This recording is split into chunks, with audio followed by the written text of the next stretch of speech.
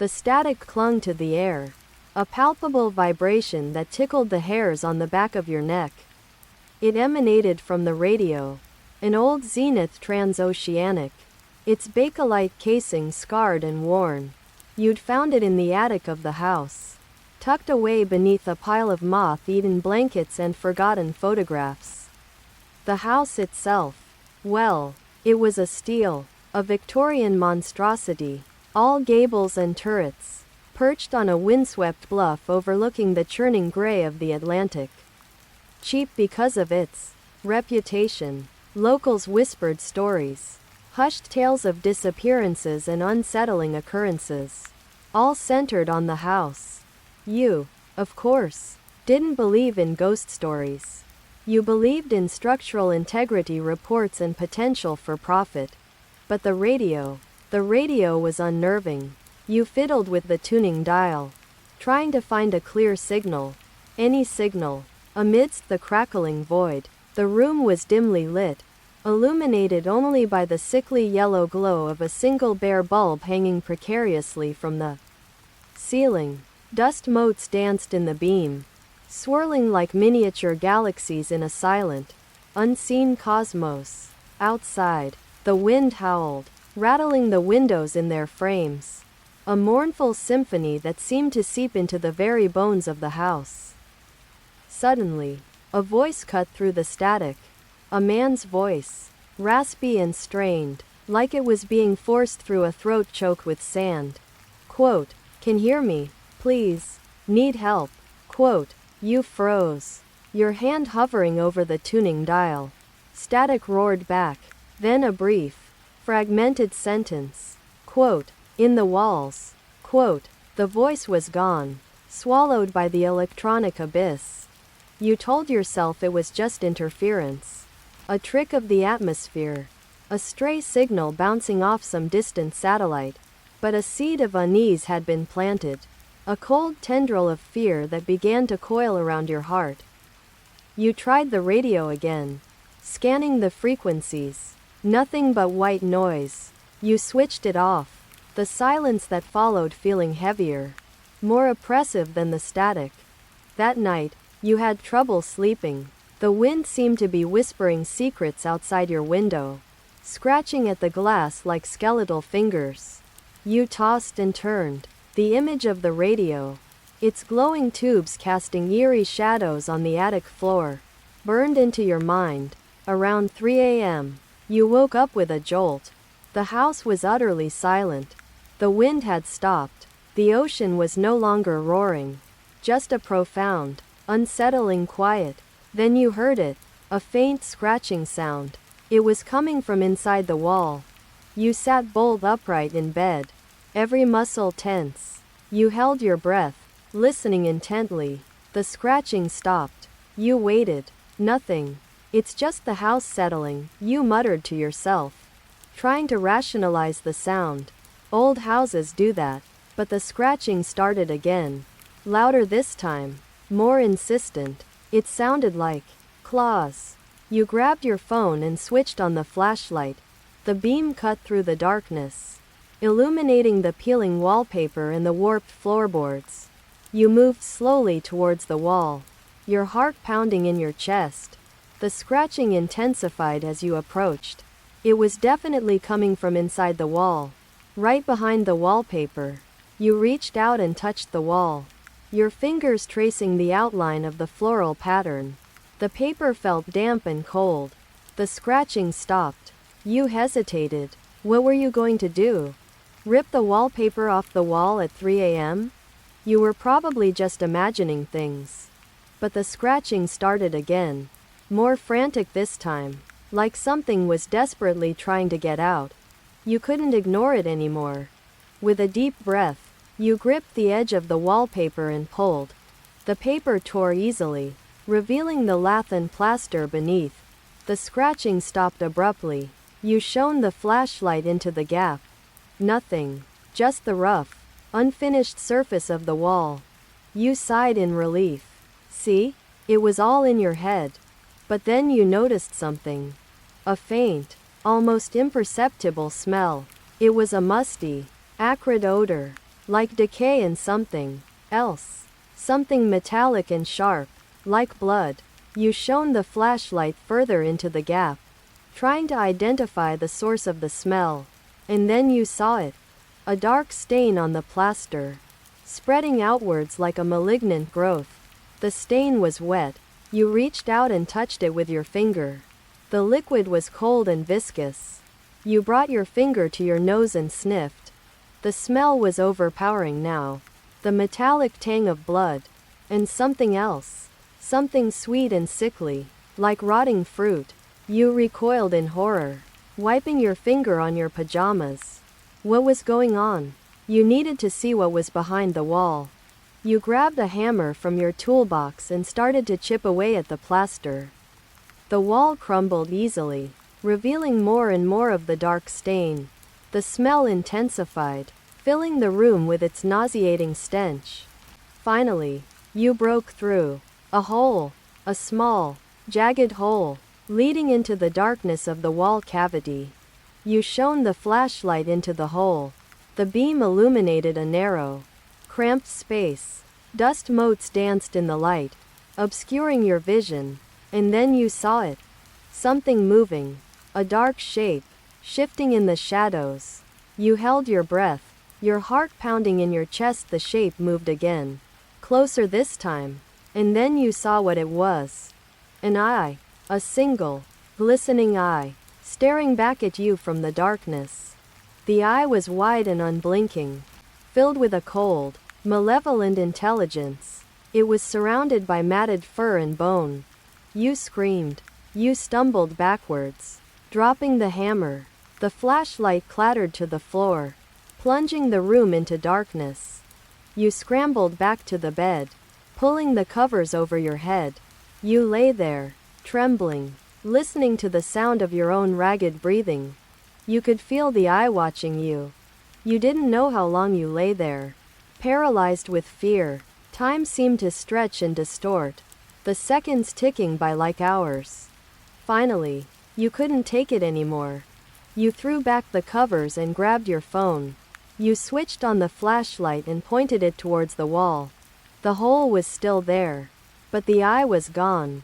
You shone the flashlight into the cavity, searching for any sign of movement. Nothing. You let out a shaky breath. Maybe you had imagined it. Maybe it was just a nightmare. But the smell was still there. The metallic tang of blood. The sickly sweetness of decay. And something else. A faint, whispering sound. You strained your ears, trying to decipher the sound. It was coming from inside the wall. Quote, leave. Quote, you froze. You weren't imagining it. You had definitely heard something. Quote, leave this house. Quote, the voice was faint and raspy, like the voice on the radio. You backed away from the wall, your eyes wide with terror. You had to get out of here. You ran to the door and threw it open. You fled down the stairs, stumbling in the darkness. You didn't stop running until you were outside, standing on the windswept bluff, staring out at the churning gray of the Atlantic. The house loomed behind you, a dark and menacing silhouette against the pre-dawn sky. The windows seemed to be watching you, their empty sockets filled with a cold, malevolent intelligence. You stood there for a long time, catching your breath, trying to make sense of what had happened. You had seen something in the wall, something terrifying, something that wanted you to leave. You knew you couldn't stay in the house, not after what you had seen. You packed your bags and left early that morning, driving away from the house as fast as you could. You didn't look back. You tried to forget about what had happened, to convince yourself that it was just a bad dream. But you couldn't. The image of the eye, staring back at you from the darkness, was burned into your mind. You sold the house, taking a significant loss. You didn't care. You just wanted to be rid of it. But even after you had sold the house, you couldn't shake the feeling that you were being watched. You would catch glimpses of movement in the corner of your eye, hear faint whispers in the dead of night. You started to have nightmares. Nightmares about the house, about the eye, about the scratching in the walls. You became obsessed with the house, researching its history, trying to find out what had happened there. You discovered that the house had been built in the late 1800s by a wealthy sea captain. The captain had lived in the house with his wife and their only daughter. One night, the daughter disappeared. The captain searched everywhere for her, but she was never found. The captain and his wife were devastated. They eventually moved away, leaving the house abandoned. Over the years, the house had been bought and sold many times, but no one ever stayed there for long. People would report strange noises, unsettling occurrences, and a general feeling of unease. Some people claimed to have seen the ghost of the missing daughter wandering the halls of the house. You dismissed these stories as local folklore until you experienced them yourself. You started to wonder if the thing you had seen in the wall was connected to the missing daughter. Maybe it was her spirit, trapped in the house, unable to rest. You decided to go back to the house. You knew it was a bad idea, but you couldn't help yourself. You needed to know what had happened there. You needed to put an end to the nightmares. You drove back to the house one cold, rainy evening. The house looked even more menacing than you remembered. The paint was peeling, the windows were boarded up, and the grounds were overgrown with weeds. You parked your car at the end of the driveway and walked up to the house.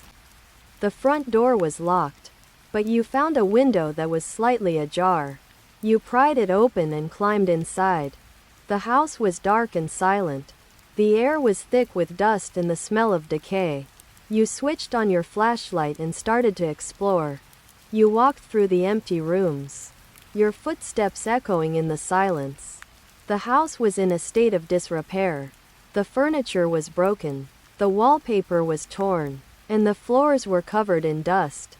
You went upstairs and started to search the bedrooms. You found nothing of interest, just more broken furniture and decaying belongings. You went up to the attic. The attic was even darker and more oppressive than the rest of the house. The air was thick with dust and the smell of mildew. You shone your flashlight around the room, illuminating the cobwebs and the shadows. And then you saw it. The radio, the old Zenith transoceanic, sitting on a dusty table in the corner of the room. You froze. You hadn't touched the radio since you left the house. How had it gotten back here? You approached the radio cautiously. Your heart pounding in your chest, you reached out and touched the bakelite casing. It felt cold and clammy. You switched on the radio. Static filled the room, a deafening roar that seemed to vibrate through your very bones. You fiddled with the tuning dial, trying to find a clear signal. And then you heard it. A voice. A woman's voice. Weak and whispery. Quote, "Help me." Quote, you froze. You recognized the voice. It was the voice you had heard in the wall. Quote, "I'm trapped." Quote, the voice was coming from the radio. You stared at the radio, your mind reeling. What was going on? Quote, "They put me here." Quote, the voice was getting stronger now, more desperate. Quote, "In the walls." Quote, you remembered the scratching sound, the eye, the smell of blood. Quote, "Please, get me out." Quote, you had to help her. But how? You looked around the attic, searching for some clue, and then you saw it. A small, wooden box, hidden beneath a pile of old clothes. You picked up the box and opened it. Inside, you found a collection of old photographs, letters, and newspaper clippings. You started to examine the contents of the box. The photographs were of a young girl, the daughter of the sea captain. She was a beautiful girl, with long blonde hair and bright blue eyes. The letters were from the girl to her parents. They were filled with stories about her life, her friends, and her dreams. The newspaper clippings were about the girl's disappearance. They described the search for her, the heartbreak of her parents, and the eventual conclusion that she had been abducted and murdered. You read through the letters and the newspaper clippings, Piecing together the story of the girl's life and death, you learned that she had been a happy, well-adjusted child, loved by her parents and her community. Her disappearance had been a devastating blow to everyone who knew her. And then you found something that made your blood run cold. A small, handwritten note, tucked away at the bottom of the box. The note was written in the girl's handwriting. It was addressed to her parents. "They're coming for me," the note read. "They say they want to play. But they're not who they seem. They live in the walls. I hear them scratching. I'm scared." The note ended abruptly, with a single, shaky line. "Help me." You stared at the note, your mind reeling. The girl had known she was in danger. She had tried to warn her parents, but they hadn't listened. You realized that the thing you had seen in the wall wasn't the girl's spirit. It was something else. Something evil. Something that had taken her life. And now it was trapped in the house. Trapped. Or was it? The voice on the radio spoke again. Quote, "You know the truth now." Quote, "You looked at the radio, your eyes wide with terror." Quote, "You can help me." Quote, "You didn't want to help. You wanted to run, but you couldn't. You felt compelled to stay." Quote, "The walls are thin." Quote, "You looked at the walls of the attic. They were old and crumbling, riddled with cracks and holes." Quote, "They can hear you." Quote, "You held your breath, listening intently. You could hear a faint scratching sound." Quote, "They're coming." Quote, "The scratching was getting louder now, more insistent. You could feel them.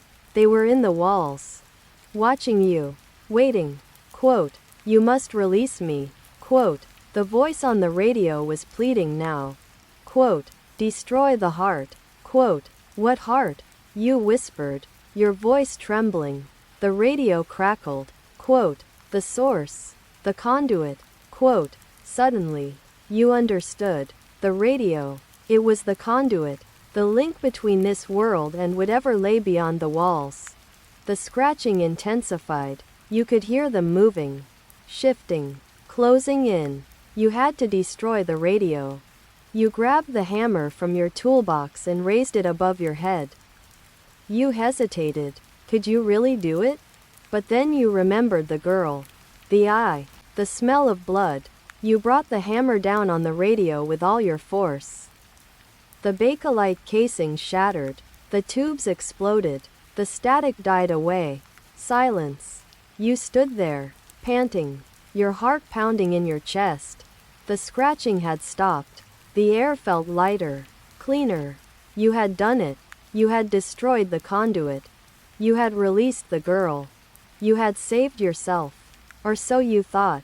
You turned to leave the attic. But you stopped dead in your tracks. Standing in the doorway was a figure. A tall, gaunt figure, shrouded in shadow. You couldn't see its face, but you could feel its eyes, burning into you. The figure raised a hand, and you saw something glinting in the darkness. A knife. You tried to scream, but no sound came out. The figure lunged at you, the knife flashing in the dim light. You closed your eyes, bracing for the impact, but it never came. You opened your eyes. The figure was gone. You were alone in the attic. But something was different. You felt lighter, freer, like a weight had been lifted from your shoulders. You looked down at your hands. They were translucent. You looked around the attic. Everything was hazy, indistinct. You tried to move, but you couldn't. You were floating. You were floating towards the window. You floated through the window, out into the night. You looked back at the house. It was still there, looming on the bluff, but it no longer seemed menacing. It seemed empty. You floated out over the ocean, towards the horizon.